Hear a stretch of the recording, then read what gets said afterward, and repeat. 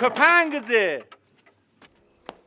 ماما آب قطع شد، آفتابم آب نداره. عمه جور با جور دیشب اینجا بود، اندازه وزنش میره اونجا کار میکنه، اینجوری میشه. باتیسی که چه مدی خسته نباشی؟ چرا؟ همین پسرم برات لباس خریدم، بپوش ببین چطوری میشه. بابا به نظرت این یکم بزرگ نیست؟ پسرم ببین اینم برای من دوم دبستان گرفته بودن، الان کوتاه شده. بابا تو اونقدر پول نداره، ایشالله رفتی دانشگاه بعد چی دیگه میگیری، تا اون موقع برات کوچیکش میکنم. ساسون بزنه بغلش. آره تنگش میکنم میزون میشه 5 ساینس بزرگی دیگه. بردم بچه رو خوشتیپ کردم، چطور شده؟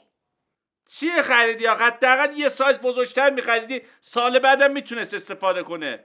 والا کل چندشنبه بازارش گشتم دیگه، این 9 لارج بود، از این اصلا بزرگتر نبود دیگه. خوشتیپ شده، مبارکی.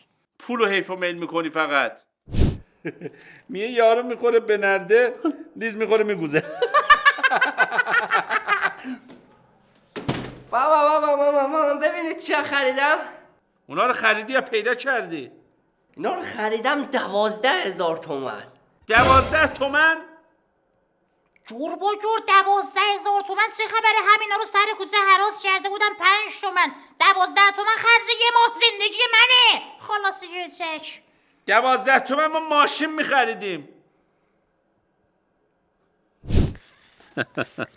کارتمو دادم پدر سوخته امیرعلی رفته خرید کرده. 22 تومن از حسابم کم شد. 22 میلیارد؟